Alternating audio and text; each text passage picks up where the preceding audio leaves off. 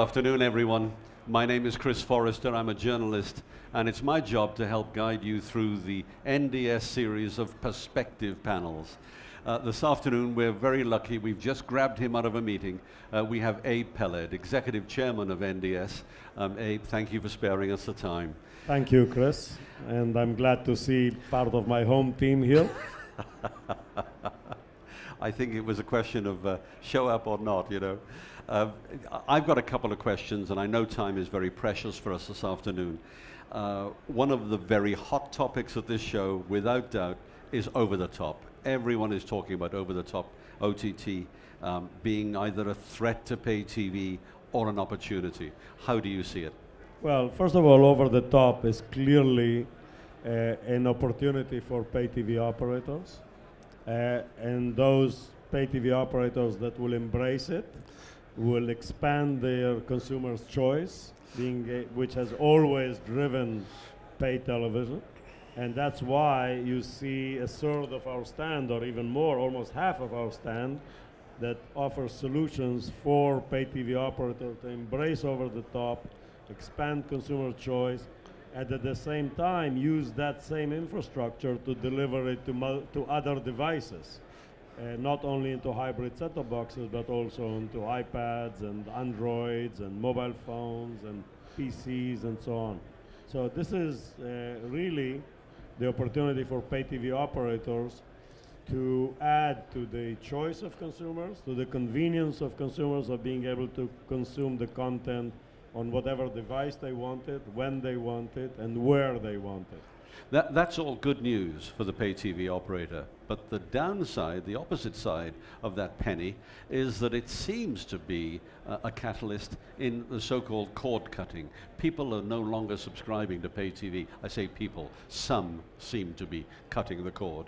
Well, cord cutting has been certainly discussed a lot. Although the number of, if you look at the data on cord cutting, it's simply not there.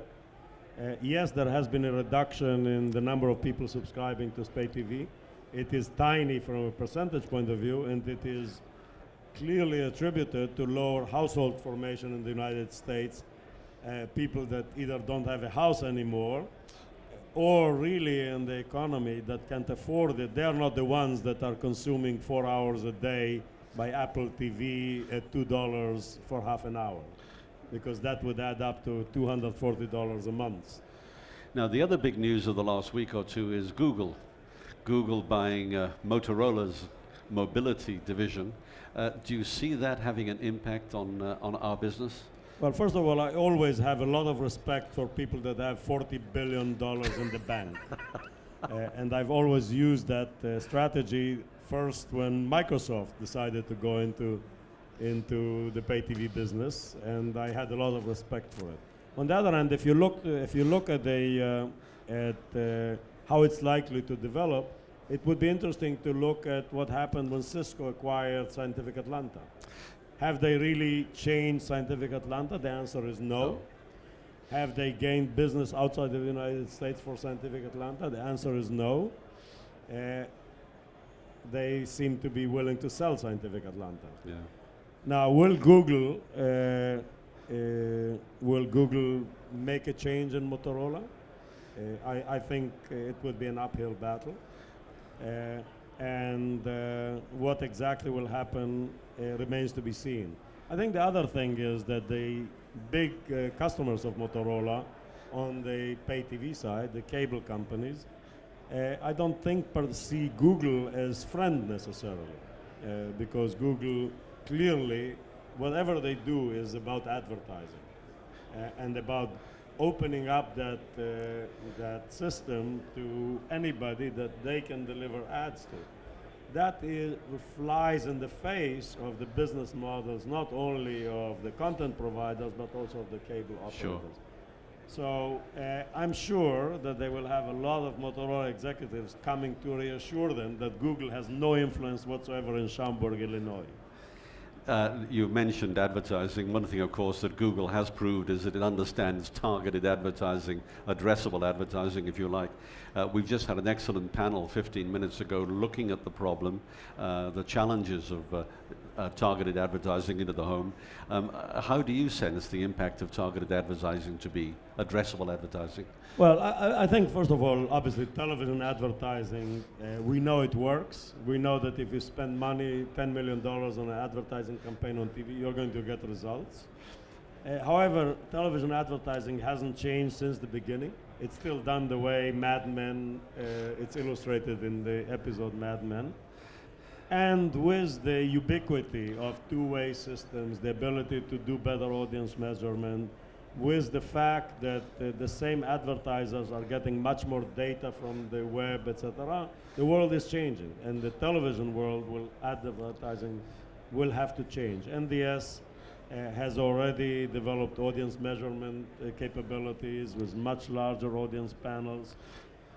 We have the ability to target whether by VOD with our partners Black Arrow or by substitution in the DVR. And I think the reason it will be slow to happen is that really the ad agencies that sell television advertising have to so to speak, get with the program, define the new currencies, define the new business rules in which, yeah, you can get the 20% of the people that don't want to see the Clorox ads and sell them a Rolex ad because they are living in Kensington. Not that I have a Rolex, by the way. But they will still want to charge the Clorox the people the same thing and the Rolex extra. So that thing will have to change. And as the critical mass of such addressable boxes is starting to appear, Sky has obviously talked about AdSmart, DirecTV as an equivalent program. We're working on the technology. I think in the coming 2 to 3 years, we're going to start seeing that happen on a big scale. But the potential of that is tremendous because instead of exposing a consumer to 12 minutes of advertising that he doesn't like, maybe he can get 4 minutes that are actually possibly relevant, and everybody wins. We all know the pattern of the pay TV industry. The pay TV industry, the pay TV operator likes to own the home or consider that he owns that home. But now we've got pressures from everyone, not just the telcos, wired and wireless. We've got the over-the-top suppliers. We've got the TV set manufacturers, the Samsungs and the LGs and the Sonys, all making a real attempt to own that home. Are they going to win? Well, I think, frankly, and yeah, I know it sounds self-serving, but it's the pay TV operators to lose, okay? Because they have the most important thing that comes into the home, and they know how to sell that. That's entertainment. That's sports, it's movies, it's the things that people talk about the next day. And just because somebody has a wire into a TV, it doesn't mean that he can satisfy that need.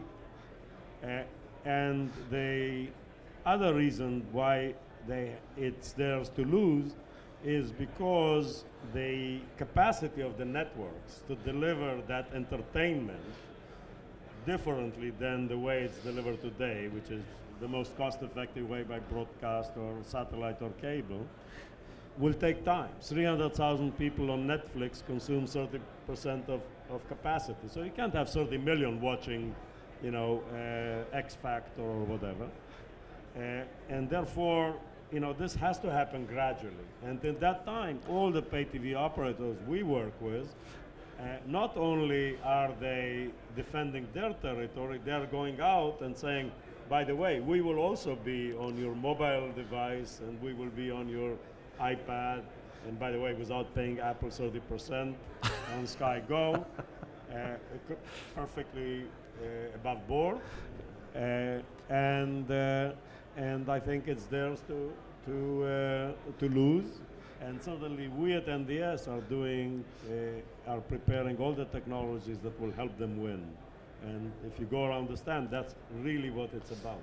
Let's take you outside this building just a second and let's go to China. You've just expanded your R&D facility in China. What's your thinking behind that?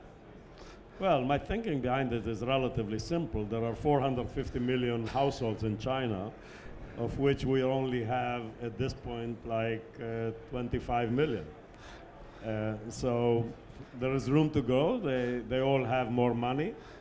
While admittedly they cannot see at Sex and the City, they have all kinds of interesting programs that they can see, and the government is driving it, and we are a trusted supplier, and we feel that that's an important opportunity. But the other thing is, we are now working with Chinese chip manufacturers that are going to be the chip makers in the new set-top boxes, and with Chinese set-top box manufacturers. And you have to do it in China. We have a center in Korea. We now have a big center in Shenzhen. And I think that will help our customers already in India. It helps our customers in Eastern Europe, in Europe, to drive down, again, the costs of providing first-class entertainment, hybrid boxes, PVRs, etc. Now, you've very recently taken the executive chairmanship role at NDS.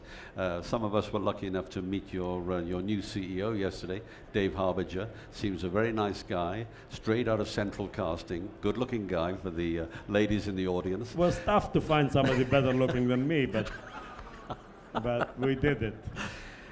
What's your plan now? How do you see the next months and years rolling out for NDS? I don't know. In the long run, we're all dead. So I have a relatively short-term plan, which is, first of all, to help Dave really take over, to ensure that NDS does not miss a step. We are in the middle of a lot of exciting projects. And I will obviously focus more on the strategic aspects and on driving the business forward. But we already have one very clear division of labor. Any complaints from customers go to him. Now, I'm being given the wind-up notice, but I've got far too many questions, so let's bring them down to a quick yes-no response from you. Our quick-fire round. Success or failure, Apple TV? Failure. YouView? Will be a failure. Seesaw? Never heard of it. Must be a failure. Google TV? Failure. Oh, whatever happened to Microsoft TV? Microsoft TV is in a few unfortunate people's set-top boxes. Too many, actually. But, you know, they must be people that are used to Microsoft software and put up with it. And finally, Hulu. Hulu. Hulu is actually a very interesting case study in Over the Top. The main thing about Hulu is how they keep losing content. And the reason they keep losing content is because the pay TV operators that are writing checks of billions of dollars to the studios suddenly come to them and say, hello, this is not as exclusive as it used to be, so we will pay you a lot less. Will Hulu make up the difference? Hulu cannot make up the difference, and therefore disappears. Now, I'm not in the market to buy it, that's why I'm talking it down, just to make it clear. Abe, thank you very much. Thank you, great, Chris. great session, and as always. Thank you for the